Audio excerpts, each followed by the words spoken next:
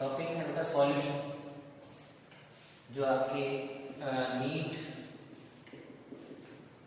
जी और 12 board class में important है। सॉल्यूशन के 2 पार्ट्स होते हैं इसमें। एक तो होता है आपके सॉल्यूट, एक होता है आपके सॉल्वेंट। सॉल्यूट को आप बोलते हो विलय, इसको बोलते हो आप विलायक। जिसकी क्वांटिटी लेस होती है, लेस क्वांटिटी होती है, उसको आप सॉल्यूट बोलते हो। और जिसका क्वांटिटी लार्ज क्वांटिटी होता है, उसको आप सॉल्वेंट बोलते हो। जैसे एक सिंपली बात करिए आपको, 10 ml एक्वस अल्कोहल और इसमें 90 ml हो जाएगा आपकी वाटर। तो इसके अंदर ये वाला जो पोर्शन है वो तो सॉल्वेंट और ये वाला जो पोर्शन है वो सॉल्यूट। ओके, बात करते हैं सॉल्यूशन के टाइप की। Type of the solution, solution एक टाइप का मिक्सर है। तो मिक्सर होता है, उसके 2 टाइप्स कंसीडर किए जाते हैं। एक तो होमोजीनस,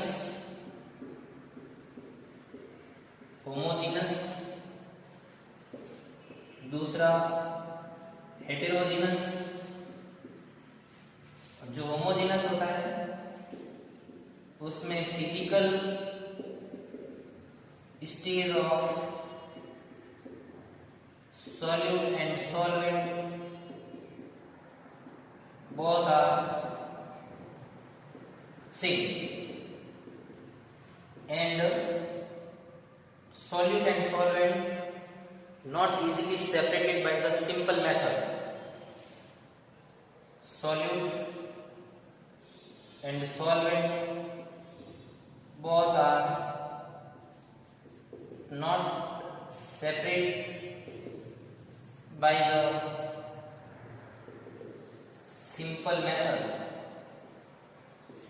method, उसको आप बोल दोगे homogeneous. Heterogeneous physical stage are different,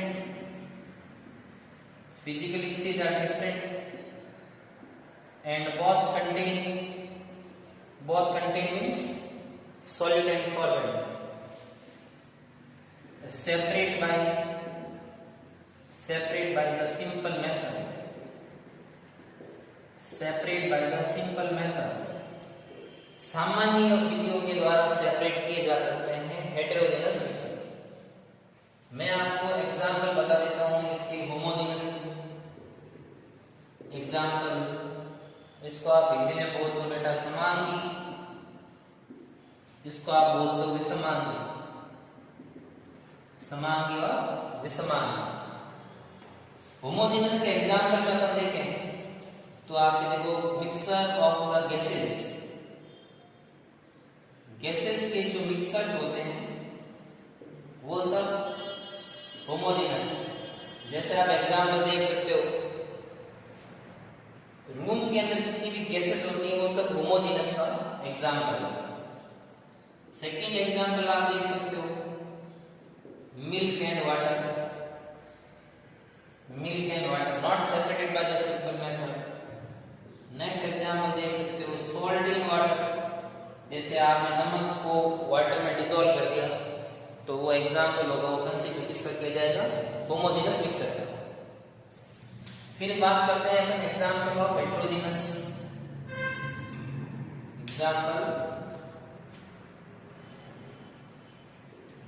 heterogeneous के एग्जांपल देखते हैं। हेटेरोजेनस के एग्जांपल है बहुत सिंपल, एक रूटीन लाइफ के जो एग्जांपल होते हैं वो देखो। जैसे सोइल इन वाटर बहुत सिंपल है। ऐसे ऑयल इन वाटर भी सेपरेट किया जा सकता है। करते हैं, बट ये इजीली हेटेरोजेनस माना जाता है। तो अपन ने डिस्कस किसका किया, सॉल्यूट सॉल्वेंट हेटेरोजेनस के टाइप का, इसमें तो कोई डाउट है नहीं, बहुत सिंपल सा है। फिर अपन देखते हैं इसमें सॉल्यूशन का एक्सप्रेशन, कंसंट्रेशन का एक्सप्रेशन।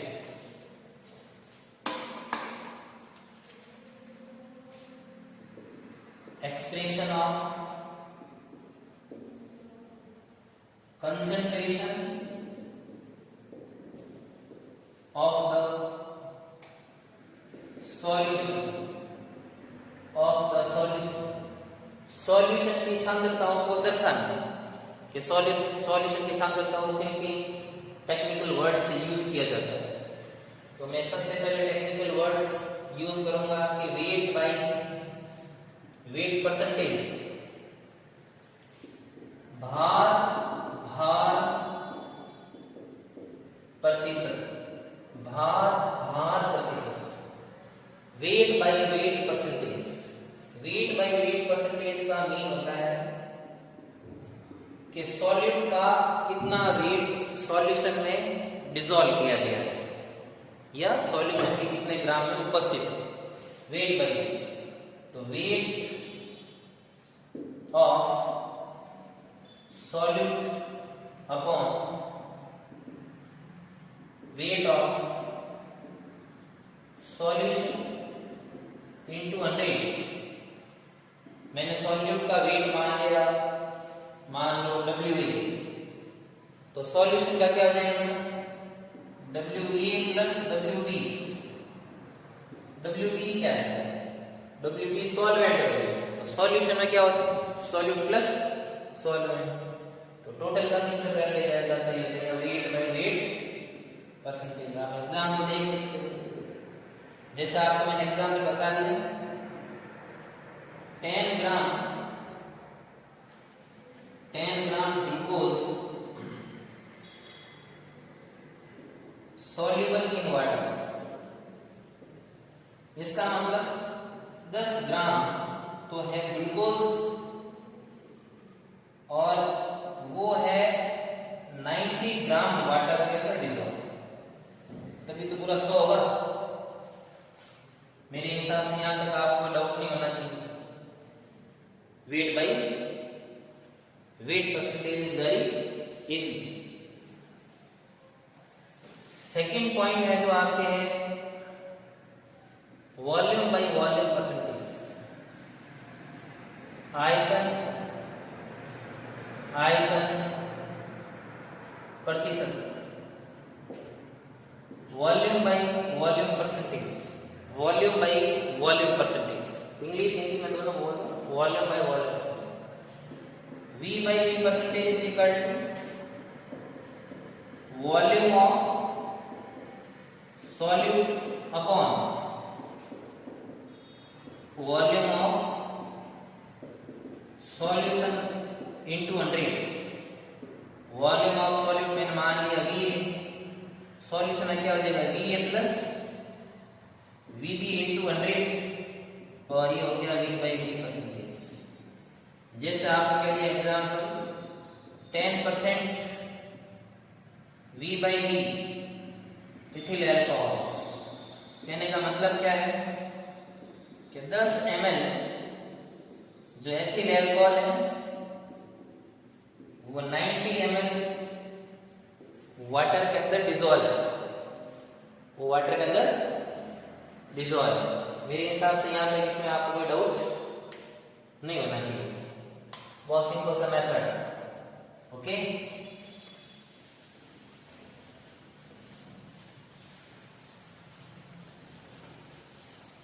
आजकल जैसे कोल्ड एरिया जो होते हैं वहां पर जो गाड़ियां वगैरह होती हैं उनमें क्या होता है बेटा, जो रेटर होता है उसमें पानी होता है, वो मॉर्निंग के टाइम में सॉलिड हो जाता है।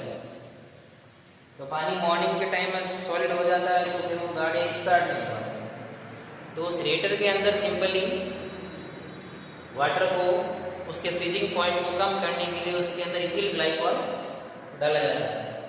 तो स्पेशल फैक्ट बात कर रहा हूँ, special point, ethylene glycol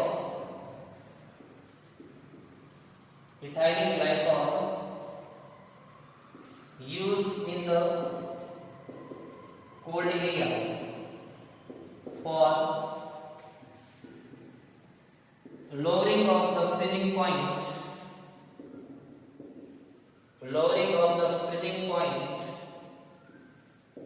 of water।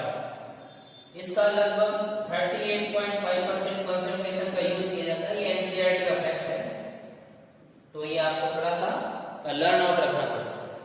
Okay, मेरे हिसाब से यहाँ तक इतना आपको कोई प्रॉब्लम्स नहीं होगी और बहुत ही इजी मेथड्स है। नेक्स्ट है आपके इसमें थर्ड कंसंट्रेशन का method, W by weight percentage. W by weight percentage का मतलब भार आयतन प्रतिशत। आजकल इसका यूज जो ऑफ मेडिसिन्स आते हैं, दवाइयां आती हैं मेडिकल स्टोर पर, उस पे ज्यादा लिखा जाता है। वेट बाय वेट परसेंटेज का मतलब क्या हो गया? वेट बाय वेट परसेंटेज का मतलब हो गया वेट ऑफ सॉल्यूट, विलय का भार upon volume of solution into 100। Weight में मान लो W, वॉल्यूम क्या हो जाएगा? VA plus VB into 100, W by volume. जैसे आपके मेडिसिन्स के ऊपर एक ऐसे लिखा है 5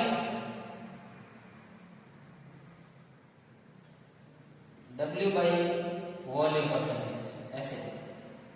इसका मतलब क्या है कि 5 ग्राम जो मेडिसिन है, उस मेडिसिन को 95 ml सॉल्वेंट या आपका तो वाटर में डिसॉल्व करना होता है।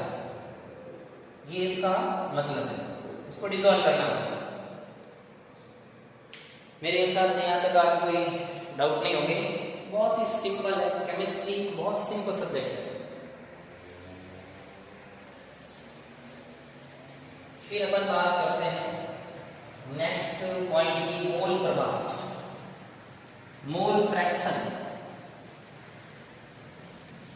Mole fraction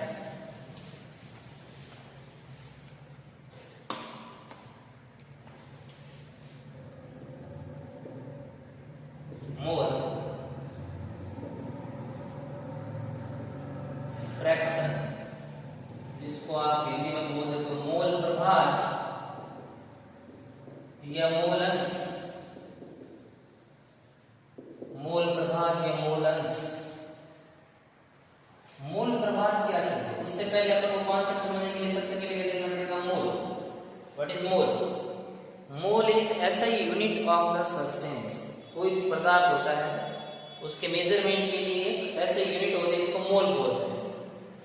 mole is equal to weight of substance upon molecular weight. जो आपको भार दिया गया है वो अपॉन जो अणु का अणुभार है, जो सब्सटेंस का अणुभार है, वही मोल। आपको पता होना चाहिए कि 1 मोल का जो मास होता है उसको अपन 1 मोलर बोलते हैं। 1 मोल का जो मास होता है उसको अपन 1 मोलर मास बोलते हैं। 1 मोल के अंदर आपके कितना हो जाएंगे? Number of atoms, number of particles, number of molecules. 1 मोल में नंबर ऑफ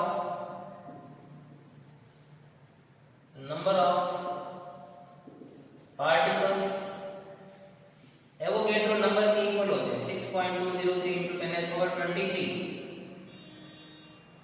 और सेम का सेम 1 मोल के अंदर एनटीपी पर जो इसका वॉल्यूम होता है, आयतन होता है, वो होता है 22.4 litre, it means 22400 ml, it means 22.4 litre आयतन में अणुओं की संख्या, number of particles into 22.4 litre is Avogadro number.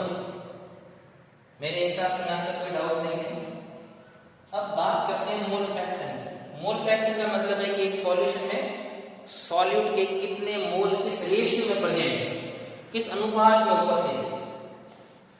मान लिया, मैंने माना कि एज्यूम किया, माना कि सॉल्यूट के मोल है वो Na बराबर, और सॉल्वेंट के जो मोल है बेटा वो है Nb बराबर, Nb मोल। तो मोल फ्रैक्शन या मोल प्रभाव, mole fraction of solute is equal to solute के मोलों की संख्या अपॉन कुल मोलों की संख्या। सॉल्यूट के मोल कितने Na अपॉन कुल मोल कितने हैं Na प्लस Nb। इसी टाइप से mole fraction of solvent is equal to mole of solvent Nb upon total mole. ये किसके मोल है? सॉल्वेंट। किसके? सॉल्वेंट। सॉल्वेंट मतलब विलायक के मोल। ये किसके मोल है? विलायक के मोल। इसको अपन XA से रिप्रेजेंट कर सकते हैं और इसको अपन XB से रिप्रेजेंट कर सकते हैं। जो टोटल मोल होते हैं वो XA plus XB is equal to 1 होते हैं। तो आप एक कैलकुलेट कर लोगे, दूसरा अपना आप कैलकुलेट हो जाएगा, क्योंकि XA इज इक्वल टू क्या हो जाएगा? 1 माइनस XB। तो मोल फ्रैक्शन के ऊपर भी खूब सारे न्यूमेरिकल क्वेश्चंस वगैरह आते हैं। तो इसके न्यूमेरिकल क्वेश्चंस की मैं आपको पीपीटी प्रोवाइड करवाता हूँ। जो स्टूडेंट मेरे व्हाट्सएप कॉन्टेक्ट्स के ऊपर है या हमारे क्लासरूम स्टूडेंट्स हैं, उनके लिए हम पीपीटी प्रोवाइड करवाएंगे। यहाँ पर इस चैनल पर ओनली और ओनली केवल आपके थ्योरेटिकल पोर्शन डिस्कस किया जाएगा। बाकी जो न्यूमेरिकल या डीपीपी जो पोर्शन होगा वो उसको आप व्हाट्सएप के ऊपर मेरे से कांटेक्ट करेंगे। नेक्स्ट अपन बात करते हैं मोलैरिटी। मोलैरिटी या फिर आप इसको बोलते हो मोलरता। मोलैरिटी या फिर अपन इसको बोलते हैं मोलरता। इसका जो यूनिट होता है वो होता है बेटा मोल पर लीटर। इससे आपको सब कुछ देखना है। मोल किसके मोल? जो सब्सटेंस है या सॉल्यूट है उसके मोल अपॉन विलियन का लीटर में आयतन, सॉल्यूशन का लीटर में वॉल्यूम। इसको अपन रिप्रेजेंट करते हैं कैपिटल M से। तो capital M is equal to molarity क्या होगा? मोल ऑफ सॉल्यूट, विलय के mole upon total volume of solution, total volume of solution. Okay, अपन इसके मोल कितने देख सकते हैं? जैसे इसके मोल मैंने मान ली N और वॉल्यूम क्या हो गया? V। ओके, तो अब देखो बेटा मोल N इज इक्वल टू क्या हो गया था? Weight upon molecular wait. Weight upon molecular wait. तो मैं मॉलिक्यूलर कैसे लिख सकता हूं? ध्यान रखना, ये जो वॉल्यूम है हमेशा लीटर में होना चाहिए। सॉल्यूशन का वॉल्यूम किस होना चाहिए? लीटर में। तो M इज इक्वल टू क्या हो गया? N। V लीटर में हो गया। अब इस वैल्यू को यहां पुट कर दो, तो क्या है? W upon MW into V litre में, कंसीडरिंग लीटर। अब बाई चांस आपको ये लीटर में नहीं देंगे तो कोई टेंशन वाली बात नहीं। W molecular weight M V ml में दे दे तो इसको 1000 से क्या कर देना? मल्टीप्लाई कर देना। Any doubts? मेरे हिसाब से इसमें कोई डाउट नहीं है। नेक्स्ट है आपकी मोलेलिटी। मोलेलिटी, मोललता, मोललता, इसमें होगा मोल पर किलोग्राम या मोल पर ग्राम। स्मॉल एम से रिप्रेजेंट करते हैं, मोल पर किलोग्राम इसका यूनिट होता है, मोलेलिटी का यूनिट होता है। मोलेलिटी में कंसीडर टोटल सॉल्यूशन को नहीं करके सॉल्वेंट को कंसीडर किया जाता है। तो small m is equal to mole of solute upon total weight of solvent in kilogram. इसको मैंने लिया n और इसको मैंने लिया w, n by w kilogram में है तब। अब मान लो किलोग्राम में नहीं दिया हुआ हो तो ग्राम में दिया हो तो n से लड़ी बात नहीं, n अपॉन w ये दिया ग्राम, 1000 से क्या कर देना मल्टीप्लाई। ये कौन हो गया मोलेलिटी। ध्यान रखना मोलेलिटी कभी भी टेम्परेचर के ऊपर डिपेंड नहीं करती, क्योंकि टेम्परेचर जो होता है, टेम्परेचर से हमेशा मॉलिक्यूल्स को काइनेटिक एनर्जी मिलती है और वॉल्यूम एक्सपेंड होता है, और वॉल्यूम एक्सपेंड होने से मोलेलिटी चेंज होती है, ना कि मोलेलिटी चेंज होती है। इसका मतलब मोलेलिटी या मोलरता depend on the temperature, depend on the temperature. क्यों भाई? टेम्परेचर बढ़ेगा, काइनेटिक एनर्जी मिलेगी, एक्सपेंशन होगा, प्रसार होगा, वॉल्यूम बढ़ेगा, तो चेंज क्या होगा मोलेलिटी में चेंज होगा। जबकि मोलेलिटी में ऐसा कुछ नहीं होता, ये not depend on the temperature, not depend on the temperature, क्योंकि इसके अंदर मास होता है, वो तो एक्सपेंड होगा नहीं, और मास एक्सपेंड नहीं होता टेम्परेचर चेंज नहीं होगा। ओके बेटा, इसको नोट कर लो।